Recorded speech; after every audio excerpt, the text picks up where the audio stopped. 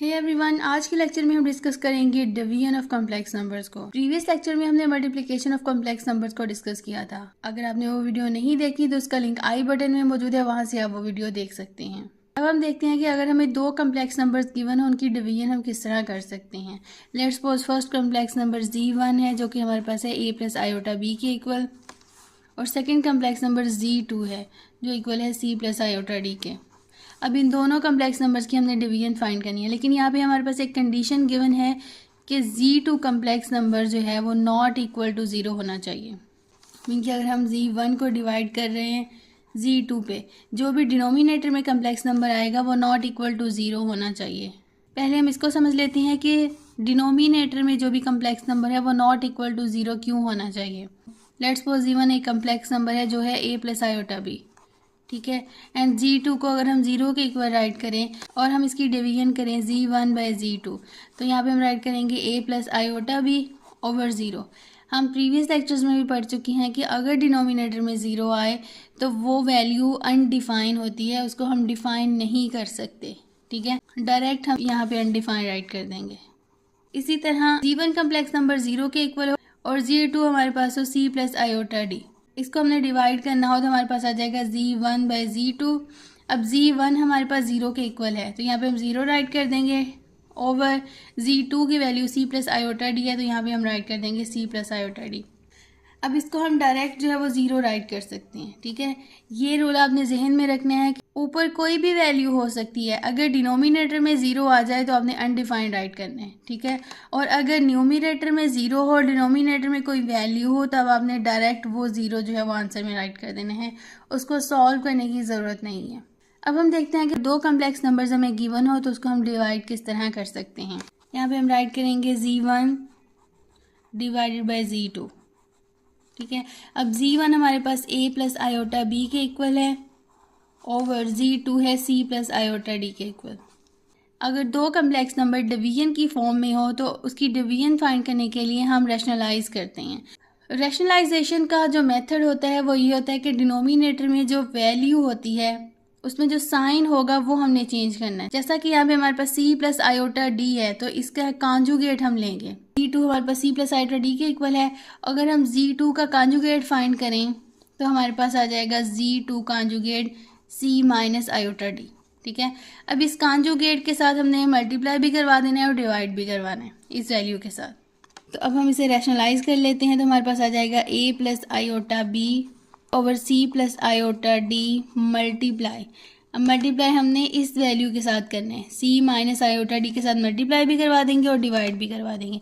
तो यहाँ पे हमारे पास आ जाएगा c minus iota d over c minus iota d। इस मेथड को रैशनलाइजेशन कहते हैं, ठीक है। जो भी डिनोमिनेटर में वैल्यू हो उसके साइन को चेंज करके हम मल्टीप्लाई भी करवाते हैं और डिवाइड भी करवाते हैं। अब हम इसको फर्दर सॉल्व कर लेंगे। अब मल्टीप्लिकेशन है तो हम आमने सामने वाली वैल्यूज़ को मल्टीप्लाई करवाएंगे। तो हमारे पास आ जाएगा a प्लस आयोटा b को मल्टीप्लाई करवाएंगे c माइनस आयोटा d के साथ over c plus iota d and c minus iota d, ठीक है।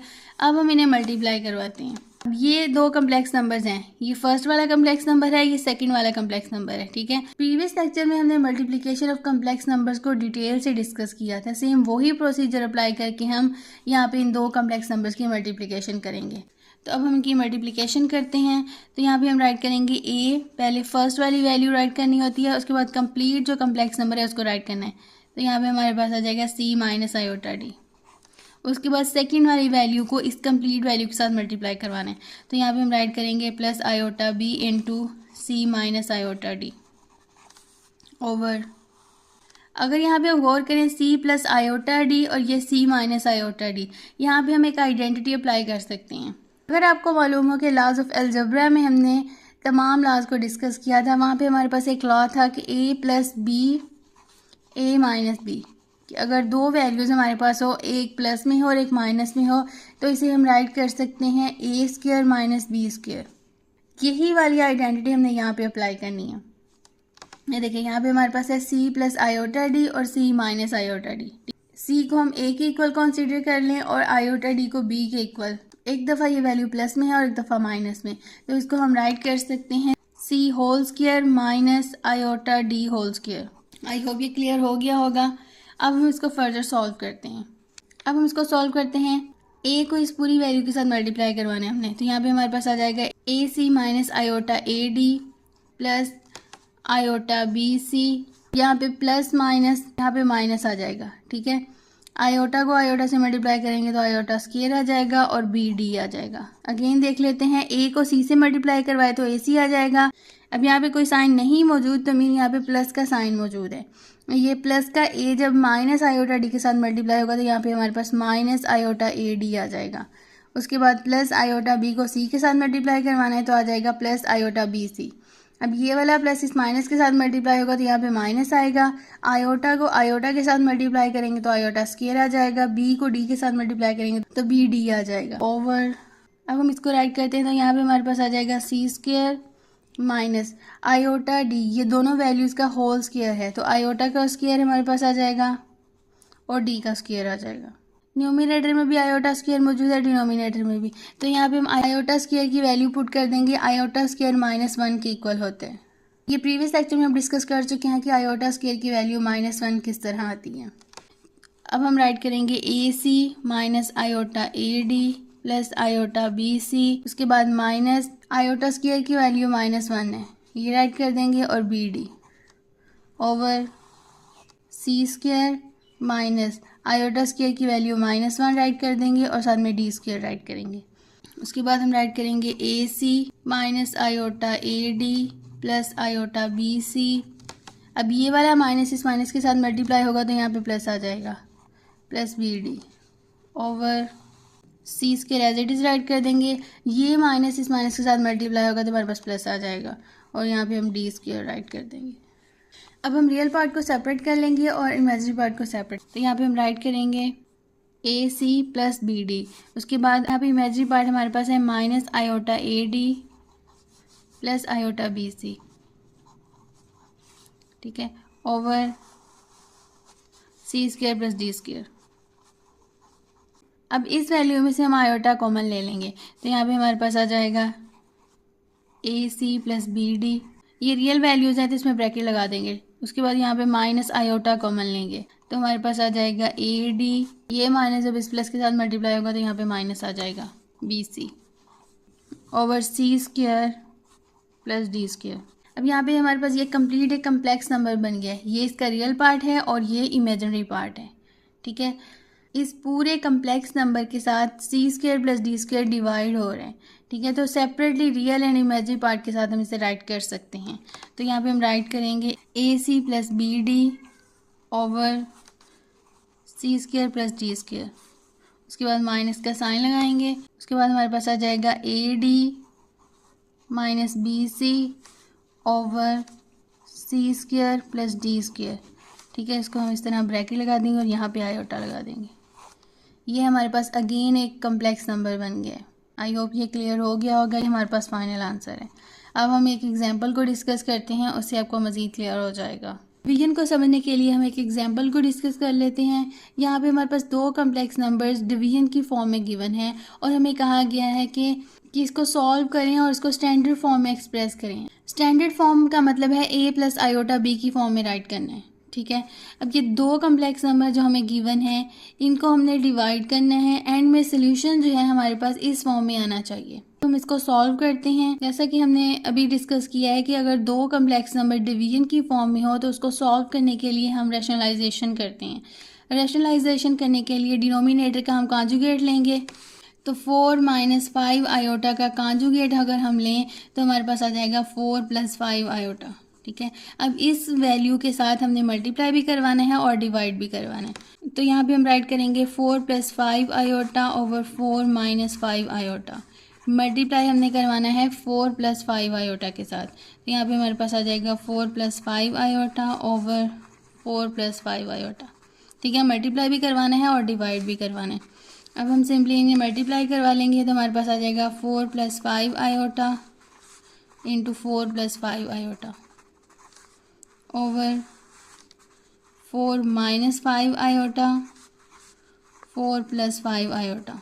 यहाँ पे अब दो कम्प्लेक्स नंबर की मल्टीप्लिकेशन हो रही है तो हम यहाँ पे मल्टीप्लिकेशन वाले प्रोसीजर से इन्हें मल्टीप्लाई करवा लेंगे। तो यहाँ पे हम राइट करेंगे 4 इंटू 4 प्लस 5 आयोटा, उसके बाद plus 5 iota into 4 plus 5 iota over, अब यहाँ पे देखिए 4 minus 5 iota and 4 plus 5 iota, वही आइडेंटिटी हम अप्लाई करेंगे जो प्रीवियस में हमने अप्लाई की थी। a minus B and a plus B को हम राइट कर सकते हैं a square minus B square, ठीक है। यही वाली आइडेंटिटी हम इधर अप्लाई कर देंगे। तो हम इसे राइट करेंगे 4 square minus 5 iota whole square. अब 4 को इस पूरी वैल्यू के साथ मल्टीप्लाई करवा देंगे तो हमारे पास आ जाएगा 16 plus 20 iota plus 20 iota plus 25 iota square, ठीक है। पहले 4 को इस वैल्यू के साथ मल्टीप्लाई करवाया, उसके बाद 5 आयोटा को इन वैल्यू के साथ मल्टीप्लाई करवाया ओवर 4 का स्क्वायर लेंगे तो हमारे पास 16 आ जाएगा, उसके बाद यहाँ पे माइनस आएगा, 5 का स्क्वायर लेंगे तो 25 और साथ में आयोटा स्क्वायर। अब आयोटा स्क्वायर की वैल्यू -1 की इक्वल होती है, वो हम डायरेक्ट राइट कर देंगे। 16 प्लस 20 आयोटा प्लस 20 आयोटा, उसके बाद आयोटा स्क्वायर -1 के इक्वल होता है, तो ये वाला माइनस हम यहाँ पे अप्लाई कर देंगे तो 25 आ जाएगा ओवर 16। अब ये वाला माइनस इस माइनस के साथ मल्टीप्लाई होगा तो यहाँ पे प्लस आ जाएगा 25। अब हम इन्हें सॉल्व कर लेंगे, रियल पार्ट में रियल पार्ट को ऐड कर लेंगे और इमेजनरी पार्ट में इमेजनरी पार्ट को। अब 16 minus 25 plus 20 iota plus 20 iota over 16 में 25 ऐड करेंगे तो हमारे पास आ जाएगा 41। अब यहाँ पे 16 में से 25 माइनस करेंगे तो हमारे पास आ जाएगा -9। ये भी 20 आयोटा है, ये भी 20, इन दोनों को ऐड करेंगे तो हमारे पास आ जाएगा प्लस 40 आयोटा